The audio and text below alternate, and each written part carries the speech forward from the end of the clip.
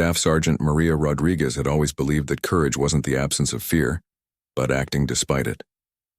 Standing in the dusty courtyard of Forward Operating Base Thunder in Afghanistan, she watched the morning sun cast long shadows across the compound. The air was thick with anticipation as her unit prepared for another patrol through the volatile Helmand province. Maria had been in the Marines for 8 years, earning respect through dedication and an unwavering commitment to her fellow soldiers. At 29, she was one of the few female non-commissioned officers in her unit, a position she had fought hard to achieve. Her dark eyes held the wisdom of someone who had seen too much. Yet her spirit remained unbroken. The base housed nearly 600 Marines and soldiers from various units, all working together in one of the most dangerous regions of Afghanistan. Maria's squad was known for their tight bond and exceptional performance under pressure. They called her Sergeant Steele, not because she was cold, but because her resolve never bent under the weight of responsibility. On this particular morning, something felt different. The usual chatter among the troops was subdued, and even the experienced veterans seemed more alert than usual. Intelligence reports had indicated increased insurgent activity in their patrol area, but that was nothing new. What concerned Maria was the look in her commanding officer's eyes during the briefing. Lance Corporal Jake Thompson, barely 21, was preparing his gear nearby. He had joined Maria's squad 6 months ago, fresh from training and eager to prove himself. Despite his youth, Jake had quickly earned the respect of his peers through his quick thinking and unwavering loyalty. Maria had taken him under her wing, seeing in him the same determination that had driven her own military career. The patrol route would take them through 3 villages known for harboring Taliban sympathizers. Their mission was to establish contact with local leaders and assess the security situation. It was routine work that could turn deadly in an instant, something every Marine understood but never discussed openly. As Maria checked her equipment one final time, she noticed Jake struggling with his radio pack. Without hesitation, she walked over to help him adjust the straps. This simple act of mentorship was typical of Maria's leadership style. She believed in taking care of her people, knowing that their lives might depend on the smallest details. The convoy of armored vehicles rolled out of the base at 800 hours, kicking up clouds of dust that hung in the still morning air. Maria rode in the lead vehicle, her eyes constantly scanning the landscape for signs of danger. The rocky terrain and sparse vegetation provided countless hiding spots for potential threats. Their first stop was the village of Karabad, where they were scheduled to meet with the local elder.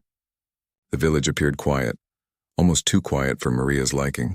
Children who usually ran out to greet the American soldiers were nowhere to be seen. Even the usual sounds of daily life seemed muted. As they dismounted from their vehicles, Maria felt the familiar weight of her gear and the comforting presence of her rifle. She had learned to trust her instincts over the years, and right now those instincts were screaming that something was wrong. She caught Jake's eye and gave him a subtle hand signal to stay alert. The meeting with the village elder went smoothly, perhaps too smoothly. The old man's nervous demeanor and reluctance to make eye contact raised red flags for Maria. Years of experience had taught her to read people, and this man was clearly frightened of something more than just the presence of American soldiers. After completing their business in Karabad, the patrol moved toward their second objective. The road between villages was known to be particularly dangerous, with several IED incidents reported in recent weeks. Maria ordered the convoy to maintain maximum vigilance and reduce speed through the most vulnerable sections. It was Jake who first spotted the suspicious object on the roadside. His sharp eyes caught the glint of something metallic partially buried in the sand about 50 meters ahead. Maria immediately called for a halt and established a security perimeter, while the explosive ordnance disposal team was summoned. The tension was palpable as everyone waited for the EOD specialists to arrive. These moments of uncertainty were among the most challenging aspects of military service in a combat zone. Every soldier knew that their lives hung in the balance, dependent on the skill and courage of their teammates.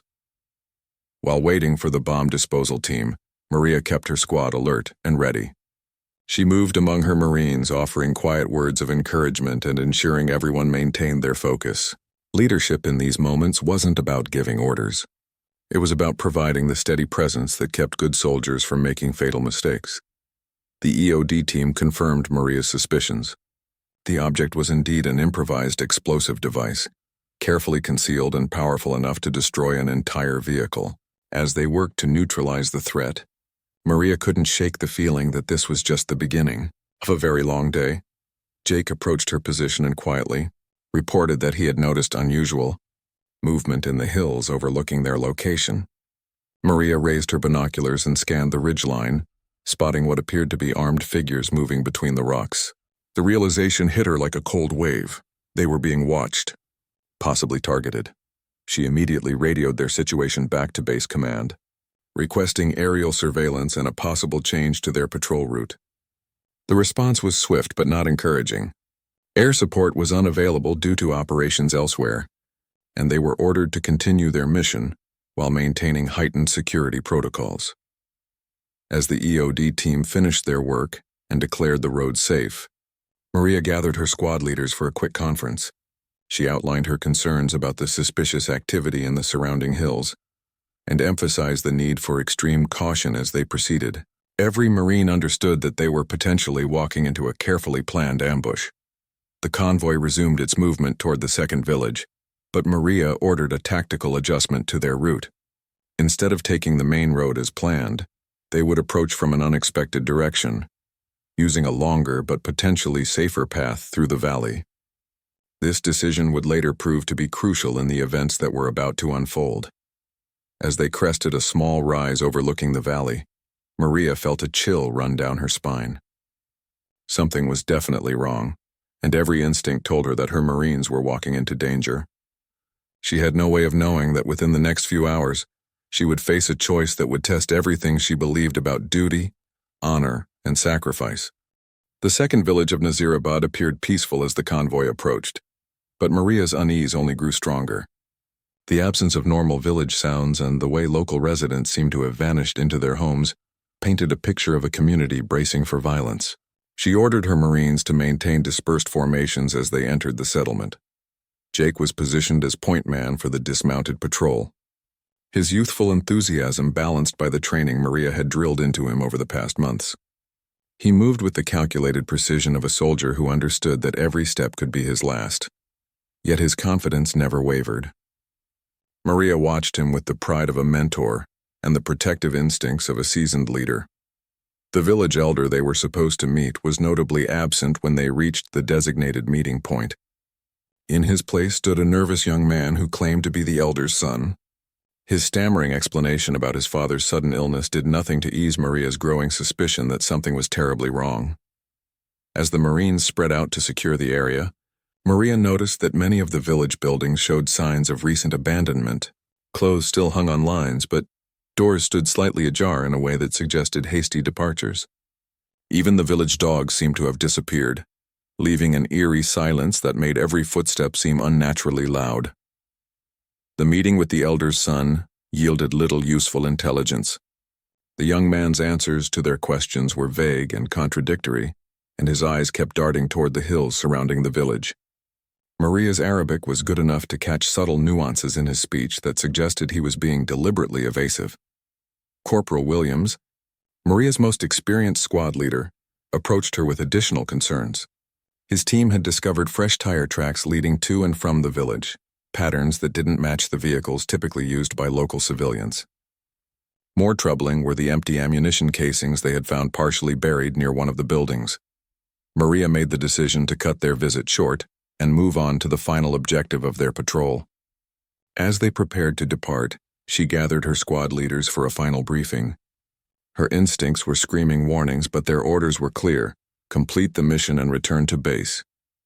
She emphasized the need for maximum vigilance and reminded everyone to trust their training. The route to the third village took them through a narrow valley that offered excellent concealment for potential ambushes.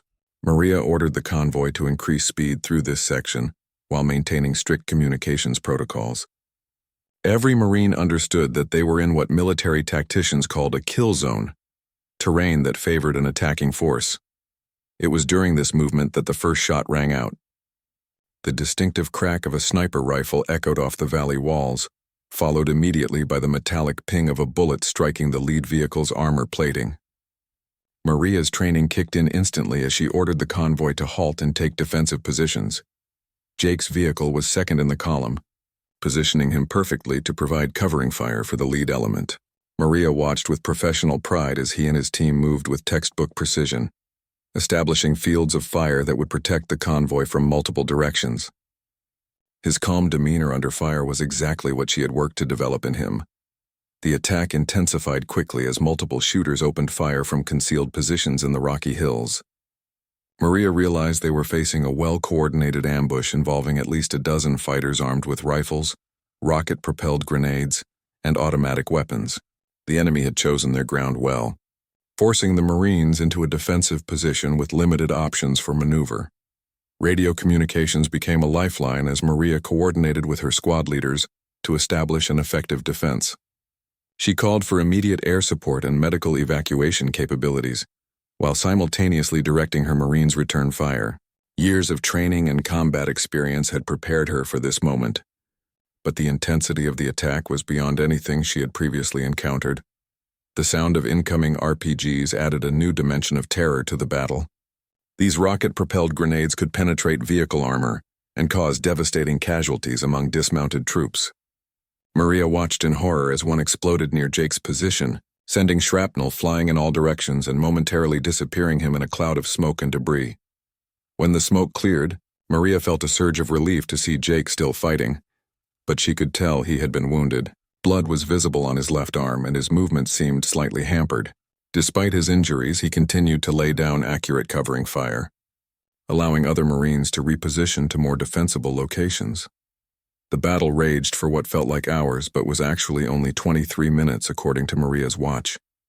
During this time, she moved continuously among her Marines, directing fire, redistributing ammunition, and providing the leadership that kept her unit functioning as an effective fighting force. Her calm voice on the radio became an anchor for Marines who were experiencing their first serious firefight out air. Support finally arrived in the form of attack helicopters that began engaging the enemy positions with devastating effect.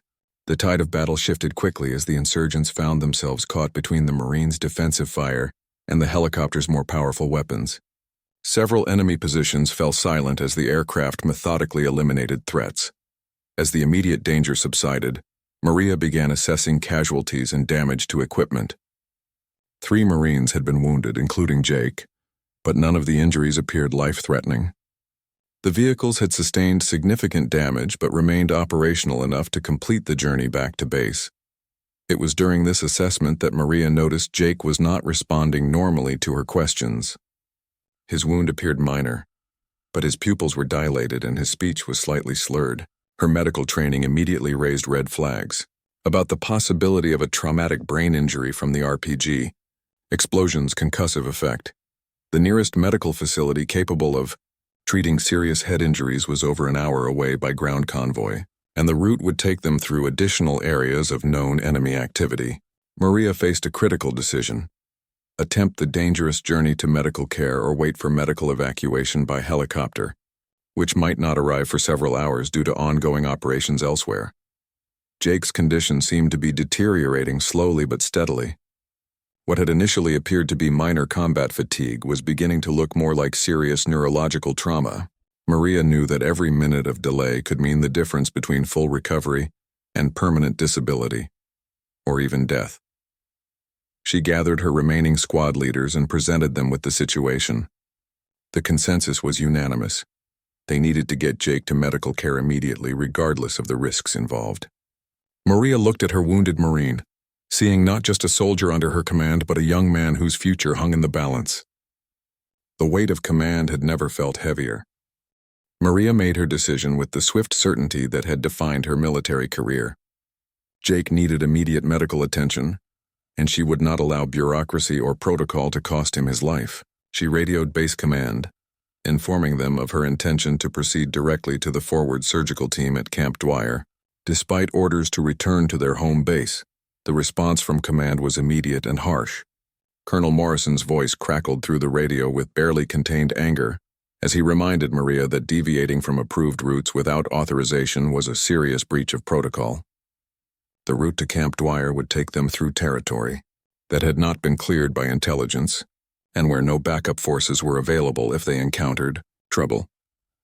Maria listened to the colonel's concerns with professional respect, but her response was unwavering.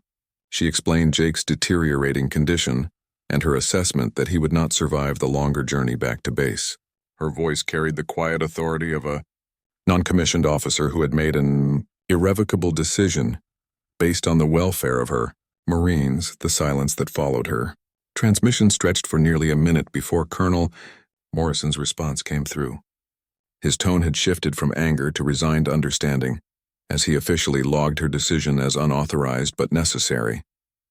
He promised to have medical personnel standing by at Camp Dwyer and warned her that she would face serious consequences if her assessment proved incorrect preparing for the journey.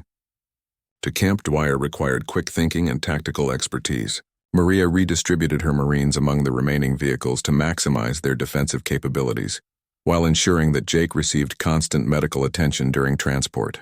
Corporal Williams volunteered to ride with Jake, using his field medic training to monitor the wounded Marine's vital signs. The route Maria chose was longer, but offered better defensive positions if they encountered enemy forces. She had studied the terrain extensively during her previous deployments and knew every ridge, valley, and potential ambush site along the way. This knowledge would prove crucial in the dangerous journey ahead. Jake's condition continued to worry Maria as they prepared to move out. His speech was becoming increasingly slurred, and he seemed confused about basic facts like the date and his location. These symptoms suggested a serious traumatic brain injury that would require immediate surgical intervention to prevent permanent damage or death. The convoy moved out with Maria's vehicle in the lead, setting a pace that balanced the need for speed with tactical caution. Every Marine understood the gravity of their situation. They were essentially conducting an unauthorized mission through hostile territory with a critically wounded comrade whose life hung in the balance. The first hour of travel passed without incident, but Maria's unease grew with each passing mile. The route she had chosen was known to be used by insurgent forces moving between their mountain strongholds and their operational areas in the valley. Every curve in the road could conceal an ambush, and every ridge could hide enemy observers calling in their position. Communications with base remained sporadic due to the mountainous terrain, but Maria was able to update Colonel Morrison on their progress twice during the journey. His responses were terse but supportive, indicating that he understood the necessity of her decision, even if he couldn't officially approve of her methods. It was Corporal Williams who first noticed that Jake was having difficulty staying conscious. The wounded Marine would drift off for several minutes at a time, then wake with confusion about where he was and what had happened. This symptom pattern was consistent with increasing intracranial pressure, a potentially fatal complication of head injuries.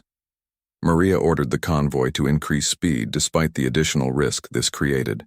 Jake's life was now measured in minutes rather than hours, and every decision had to prioritize getting him to surgical care as quickly as possible. The roads they traveled were barely more than dirt tracks, and the increased pace sent clouds of dust billowing behind the vehicles. The ambush came without warning as they crested a hill overlooking a narrow bridge. Muzzle flashes erupted from multiple positions on both sides of the road, and the characteristic whistle of incoming mortars filled the air. Maria realized immediately that this was a well-planned attack, designed to trap vehicles in the open, where they would be most vulnerable. Unlike their previous engagement, this ambush showed signs of professional military planning. The enemy positions were mutually supporting, their fields of fire overlapped to eliminate dead space, and they had positioned themselves to prevent the convoy from either advancing or retreating. Maria found herself facing the most dangerous tactical situation of her career. Her response was immediate and aggressive. Rather than stopping to fight from the exposed position on the hill crest, she ordered the convoy to punch through the ambush at maximum speed. This decision violated standard tactical doctrine, but standard doctrine did not account for having a dying Marine who needed surgery within the next hour. The next 5 minutes were the longest of Maria's military career. Enemy fire raked the vehicles as they raced through the kill zone, with bullets striking armor plating and shattering windows.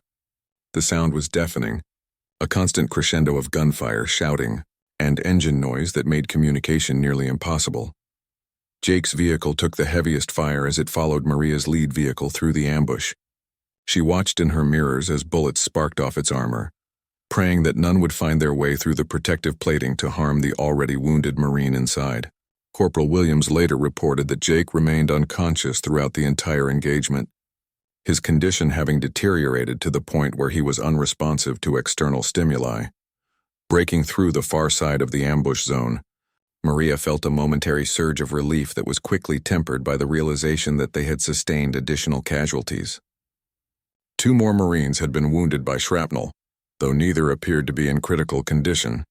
More seriously, one of their vehicles was showing signs of mechanical distress that could force them to halt before reaching medical care. The radio crackled with an unexpected transmission from Camp Dwyer. A medical evacuation helicopter was being dispatched to meet them at a predetermined landing zone just 10 minutes from their current position. Colonel Morrison had apparently used his influence to expedite Jake's medical care. Despite his earlier objections to Maria's unauthorized mission, Maria felt a complex mixture of relief and apprehension as she acknowledged the transmission. Relief that Jake would soon receive the care he desperately needed, but apprehension about the consequences she would face for her decision to disobey orders. Military justice was swift and unforgiving when it came to unauthorized actions, regardless of their motivation. The landing zone was a small clearing beside the road that offered barely enough space for a helicopter to land safely. As the convoy approached, Maria could see the dust cloud in the distance that indicated the medical evacuation aircraft was already en route. For the first time in hours, she allowed herself to believe that Jake might survive this day. Transferring Jake from the vehicle to the helicopter required careful coordination to avoid further injury to his damaged brain. The flight medics worked with professional efficiency, establishing intravenous lines and monitoring equipment while asking Corporal Williams detailed questions about Jake's condition and the circumstances of his injury. As the helicopter lifted off with Jake aboard, Maria watched until it disappeared into the afternoon sky. She had risked her career, her Marines, and her own life to save one wounded soldier. Whether that decision would be viewed as heroic or reckless remained to be seen, but she knew in her heart that she had made the only choice her conscience would allow. The journey back to Forward Operating Base Thunder was conducted in heavy silence. Maria's Marines understood that their sergeant had potentially sacrificed her career to save Jake's life, and the weight of that sacrifice hung over the convoy like a storm cloud. Each mile brought them closer to an uncertain future, where Maria would have to answer for her decision to disobey direct orders. Colonel Morrison was waiting in the command post when Maria arrived for debriefing. His expression was unreadable, but the formal way he addressed her as Staff Sergeant Rodriguez rather than using her familiar call sign suggested that this conversation would be strictly by the book. The presence of the base's legal officer and the chaplain indicated that serious consequences were being considered. The debriefing lasted over 3 hours, with Maria providing detailed accounts of every decision she had made during the patrol. She spoke with the calm precision of a professional soldier, accepting full responsibility for her actions while defending the tactical and medical reasoning behind each choice. Her voice never wavered, even when discussing the potential consequences of her unauthorized mission. Colonel Morrison's questions were thorough and often pointed, focusing on why she had chosen to disregard direct orders and place her entire unit at risk for one Marine. Maria's responses were honest and direct. She believed that no Marine should be left behind when medical care was available, regardless of the personal cost to herself or the tactical situation. The legal officer's presence became more significant when he began outlining the potential charges Maria could face. Disobeying direct orders in a combat zone was a serious offense that could result in court-martial, reduction in rank, and even imprisonment. The fact that her decision had been motivated by concern for a wounded Marine would be considered as mitigation, but might not be sufficient to avoid severe punishment. News of Jake's surgery began filtering back to the base during Maria's debriefing. The initial reports were encouraging but cautious. The surgical team had successfully relieved the pressure on his brain, but his ultimate prognosis would not be clear for several days. The doctors confirmed that any delay in treatment could have resulted in permanent brain damage or death. Maria felt a profound sense of relief when she learned that Jake was expected to make a full recovery. This news vindicated her decision to risk everything for his welfare, but she also understood that the military justice system would evaluate her actions based on the information available at the time, not on the eventual outcome. The next 48 hours passed slowly as Maria waited for a decision on her fate. She was temporarily relieved of her command duties while the investigation continued, leaving her in a strange limbo where she remained on base, but had no official responsibilities. Her Marines made it clear through subtle gestures and brief conversations that they supported her decision completely. Word of Maria's situation spread throughout the base with the speed that characterizes military communities. Soldiers who had never met her personally began approaching her with quiet expressions of support. Many shared stories of Marines who had been saved by leaders willing to take extraordinary risks, creating an atmosphere of solidarity around her case. The investigation expanded to include testimony from every Marine who had participated in the patrol. Their accounts were unanimous in supporting Maria's version of events and emphasizing the dire nature of Jake's medical situation. Several squad leaders testified that they would have made the same decision if placed in Maria's position. Corporal Williams provided particularly compelling testimony about Jake's deteriorating condition during the convoy to Camp Dwyer. His detailed medical observations, recorded in real time during the journey, painted a clear picture of a young Marine whose life had hung in the balance. The flight medics who had treated Jake during his evacuation corroborated this assessment.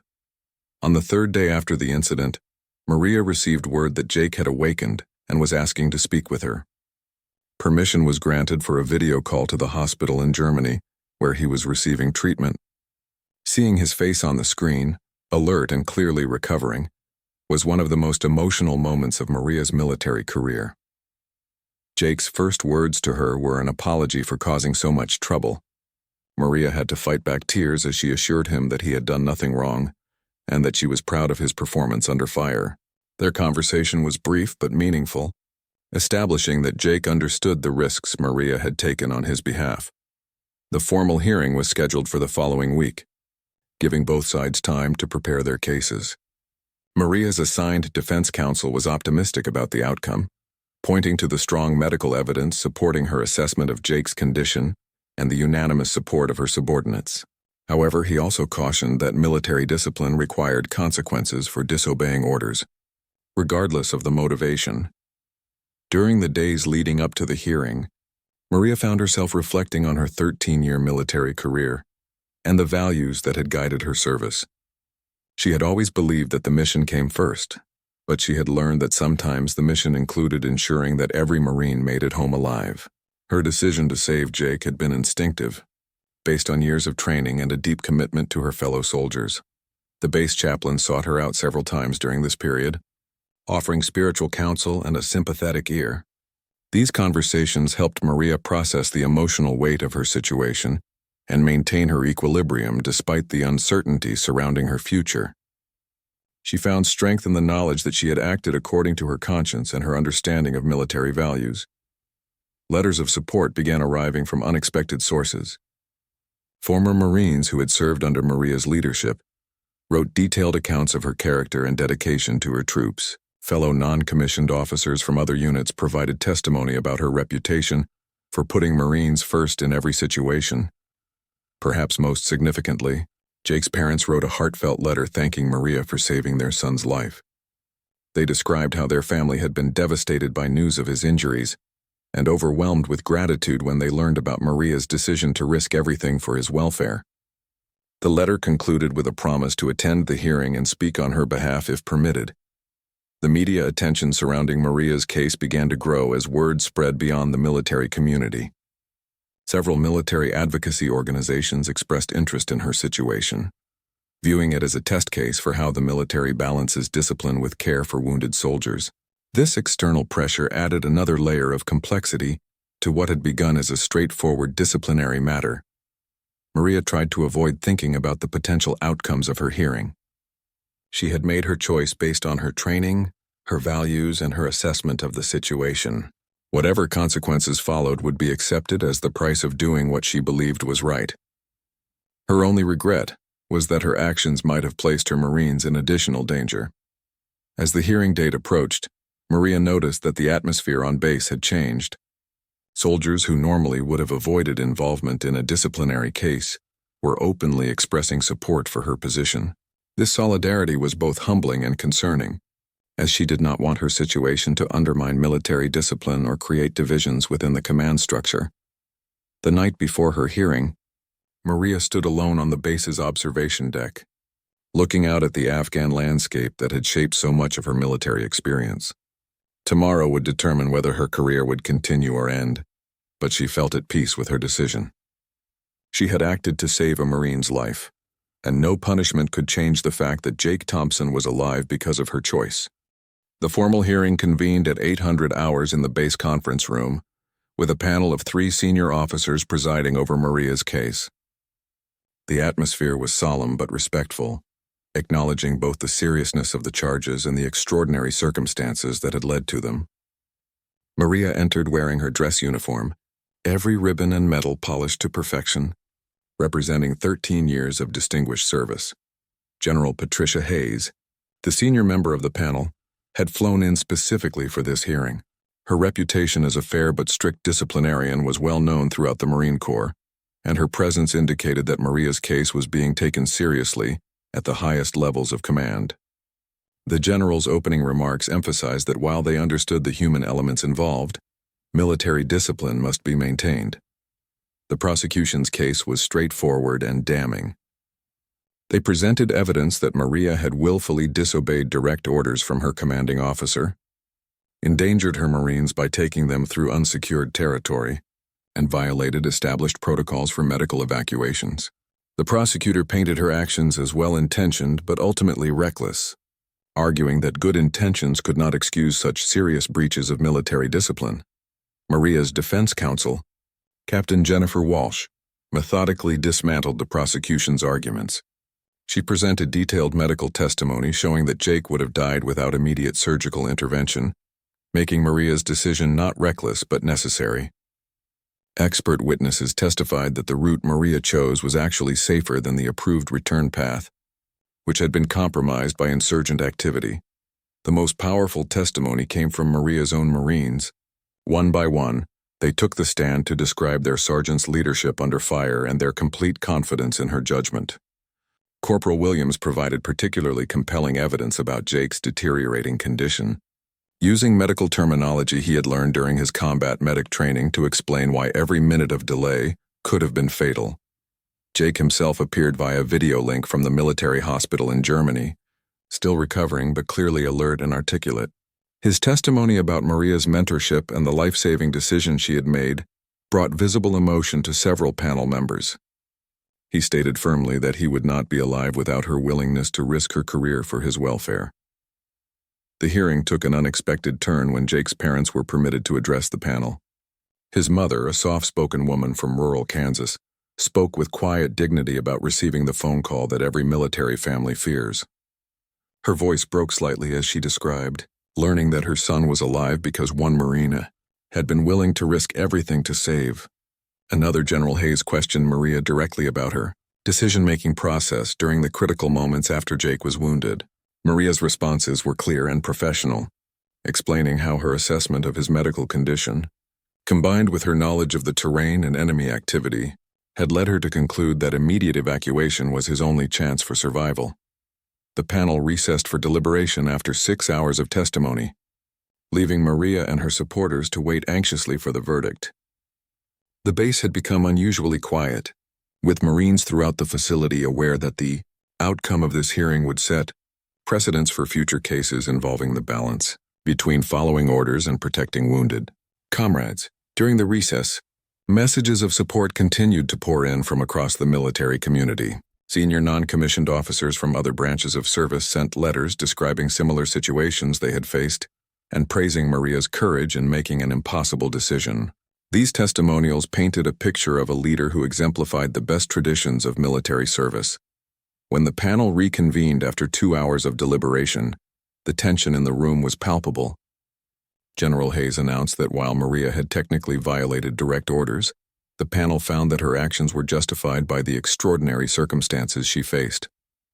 Her decision had been based on sound tactical and medical reasoning, and her leadership had likely saved not only Jake's life, but potentially prevented additional casualties.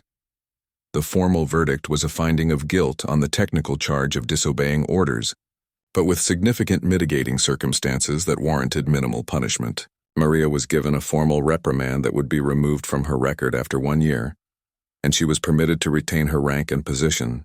The panel noted that her actions, while unauthorized, exemplified the highest traditions of Marine Corps leadership. General Hayes personally addressed Maria after announcing the verdict, speaking about the impossible positions that combat leaders sometimes face. She praised Maria's courage and judgment while emphasizing that such decisions should never be made lightly. The general's words carried weight throughout the Marine Corps, effectively ending any criticism of Maria's actions. The reaction to the verdict was overwhelmingly positive throughout the base. Marines who had been quietly supporting Maria felt vindicated, while those who had questioned her judgment acknowledged that the panel's decision balanced military discipline with recognition of extraordinary circumstances. The case became a teaching moment about leadership under extreme pressure.